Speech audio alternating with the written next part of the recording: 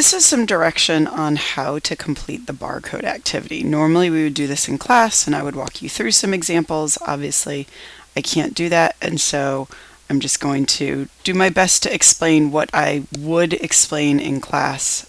If you have questions, please make sure you email me. If you want to double check the first few to make sure you're getting it right, go ahead and do that before you move on. Like if you want to do 2 or 3 and then email me and say this is what I got for a couple of them, are those right? That's fine too. That way you don't have to go through the whole thing without any confirmation. If you want to work together and you have technology like FaceTime or Zoom, you're welcome to do that on your own with your friends so that, again, you can work through that together. And then we're going to grade this on Friday. If you don't have access to a printer, I think it's easiest to print it off. If you don't have access to a printer, that's fine. Just keep it open and in your journal, take notes on which proteins are made. Really, what you're logging in the end is which proteins are going to be made. So I'm going to scroll down on this a little. Let's see. I don't know that I can scroll down on it. Let's get rid of this for a second. All right, let me scroll down a bit. There we go. Okay. So really what you're kind of logging in the end is this right here, which proteins are made. So that's something easily you could write in a journal. I would not want anybody writing all of this DNA. If you want to kind of draw like, let me just highlight here. Like if you wanted to draw just kind of like this line here and then say like gene A, gene B, gene C, you could even say like this part here where you've got, oh, that's not at all what I thought that was going to do. Let's get rid of that. Oh, here we go. That's why. If you wanted to like write in regulatory sequence for gene A, coding sequence for gene A, I think that's great. Do not write, if you're doing this in your journal, like all of this DNA here. That's just crazy. So the first thing you're going to do, obviously, is read through this so that you know what's going on. And then this chart here, so this table here, this is essentially your key for the entire activity. Okay, so you're going to keep coming back to this, and you'll kind of figure out along the way, like you'll start to get a sense of, gene C, for example, or the regulatory protein for gene C is this one here, and you might be even able to like kind of write in like, oh, that's going to be C, so that you're not constantly going back to the key every single time, just to make your life a little easier. So on this example, this is cell 1, and we're really looking at what proteins are made in this cell. And the proteins that are made in the cell are going to be determined by the regulatory proteins in the cell.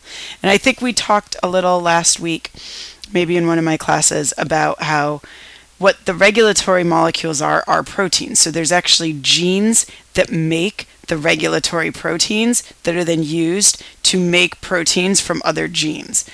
So it can be a little bit of, it can sort of tie you up in knots if you start to think too much about it. But for right now, we're going to say in this cell, cell number 1, these are the regulatory proteins that are in this cell. So there's a circle protein, a cross protein, and a L protein, whatever you want to call them. And then what you need to do is you need to look at the regulatory portion of DNA. All right, so I've removed the previous annotation so I can add in some more and show you what you're looking at.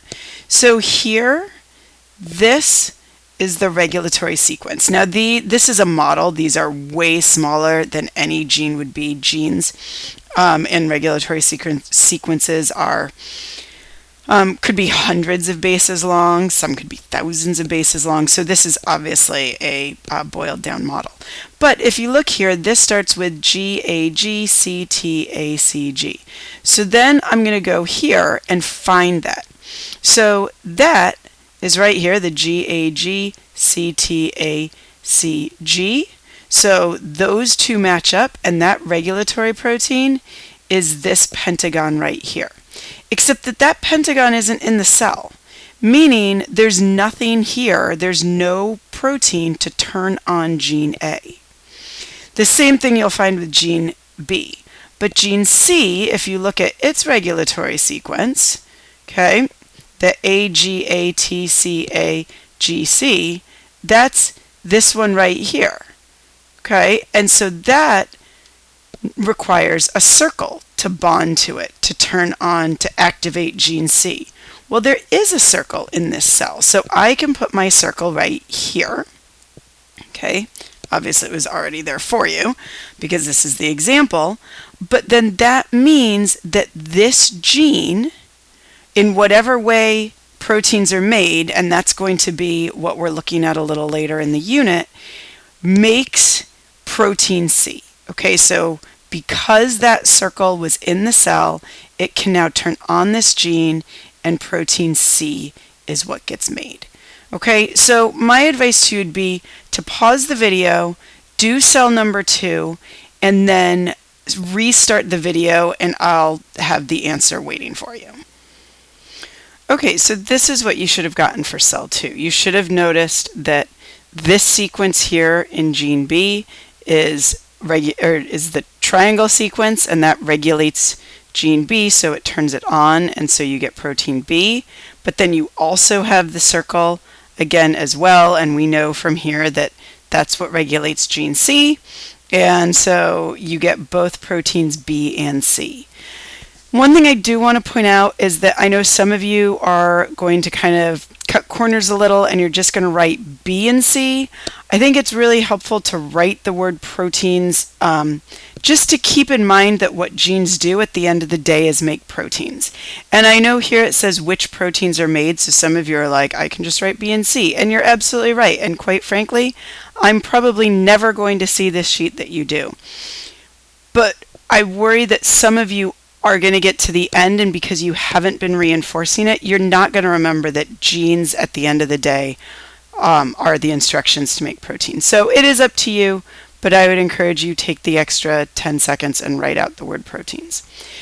So as I said, please ask questions if you want to check some answers on the first few before you move on to the last ones. That's fine as well, and then we'll go over this on Friday. Have a good week, folks.